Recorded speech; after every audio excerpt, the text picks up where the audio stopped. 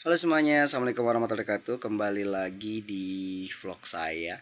Ya, sebelumnya saya Muhammad Rizky, merupakan mahasiswa dari program studi ilmu keolahragaan di Universitas Negeri Jakarta. Di kali ini saya ingin membuat video ya, untuk mengajaklah kalian semua ini untuk membahas satu materi yang begitu penting di dalam perkuliahan mata kuliah saya, yaitu pendidikan kewarganegaraan, yaitu dengan judul tema tentang negara dan konstitusi. Teman-teman sadar nggak sih, kita hidup sehari-hari itu selalu bersentuhan dengan yang namanya kekuasaan negara.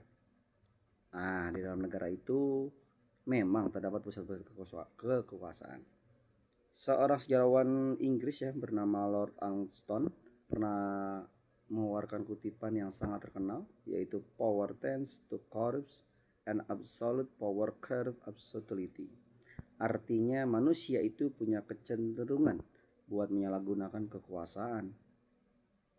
Apalagi kalau kekuasaannya ini mutlak atau absolut. Wah, sudah pasti bakal disalahgunakan tentunya. Nah, disinilah alasan nih kenapa sih kita harus konstitusi itu lahir, lalu konstitusi hadir sebagai instrumen penting untuk membatasi kekuasaan para penguasa, agar mereka ini nggak bertindak yang sewenang-wenangnya gitu terhadap rakyatnya. Nah, tapi sebelum kita bedah lebih dalam soal konstitusi, kita harus tahu dulu dong, apa sih hakikat dari negara itu sendiri.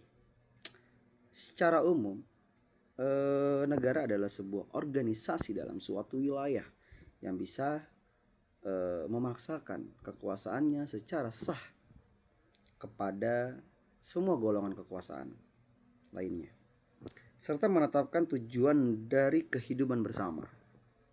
Kerennya lagi nih, para ahli punya pandangan masing-masing nih. Kata George Jelinek, negara itu organisasi kekuasaan dari sekelompok manusia yang telah berdiam di wilayah tertentu. Lalu kalau kata menurut Max Weber, negara adalah suatu masyarakat yang mempunyai monopoli dalam menggunakan kekerasan fisik secara sah dalam suatu wilayah. Sedangkan menurut filsafat klasik Aristoteles, negara adalah perpaduan beberapa keluarga mencakupi beberapa desa hingga pada akhirnya dapat berdiri sendiri sepenuhnya dengan tujuan nih tentunya kesenangan dan kehormatan bersama. Lalu gimana sih negara bisa terbentuk gitu?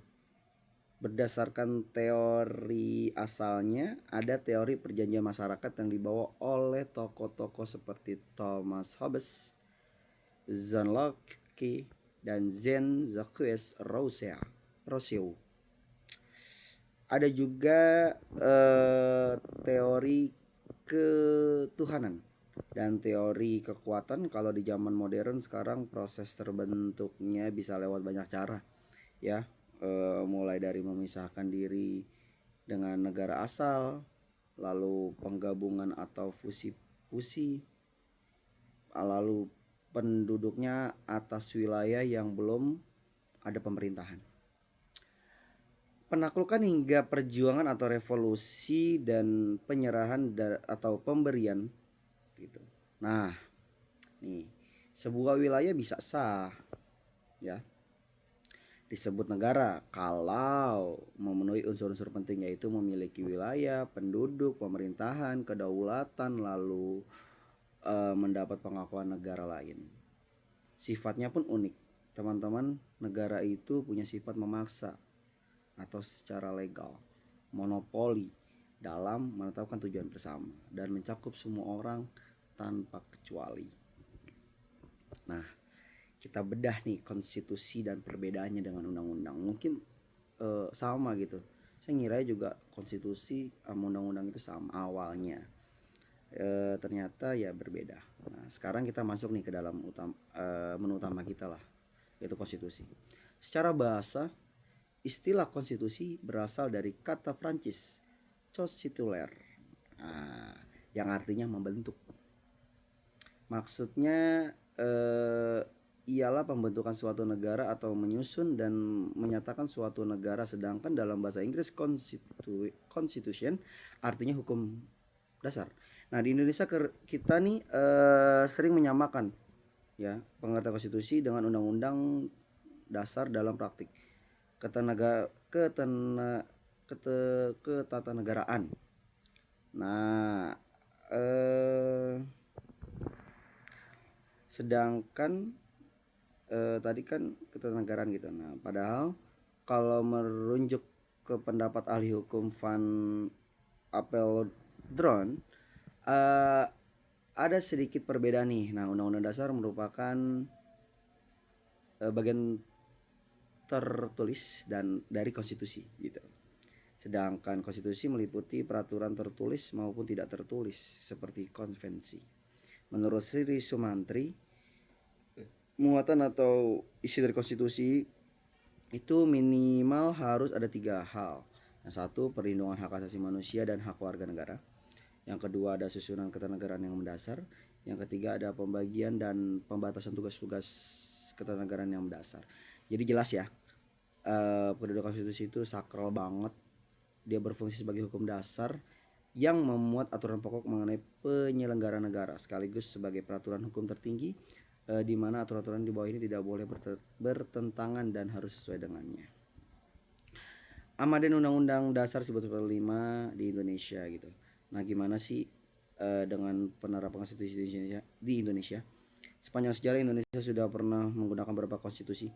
Ya, mulai dari Undang-Undang 1945 awal, Konstitusi RIS, Undang-Undang Sementara 1950, kembali ke Undang-Undang 1945, periode 1959 sampai 1998, sampai akhirnya Undang-Undang 1945 setelah amandemen dari tahun 1999 sampai sekarang.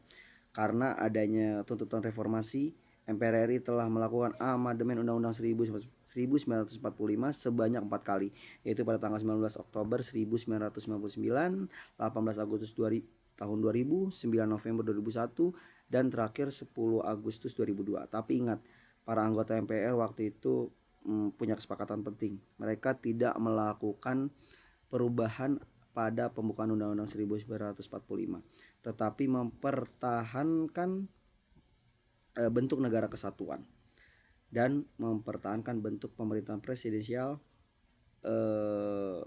Dampaknya ini apa ya setelah amandemen?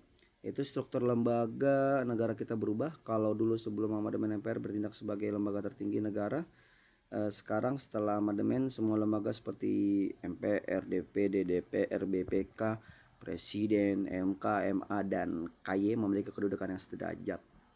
Semuanya diatur untuk mempertahankan mekanisme check and balance agar tidak ada kekuasaan absolut. Jadi kesimpulannya, negara tanpa konstitusi itu bakal kacau karena kekuasaan tanpa batas pasti akan disalahgunakan. Sebagai mahasiswa ilmu keolahragaan dan warga negara yang baik, ya, saya dan kita nih harus paham konstitusi kita demi menjaga kehidupan berbangsa yang adil, makmur, yang bahagia. Gimana caranya? Ya, kita harus mempertahankan itu. Oke, terima kasih yang sudah menonton video saya. Saya akhiri. Assalamualaikum warahmatullahi wabarakatuh.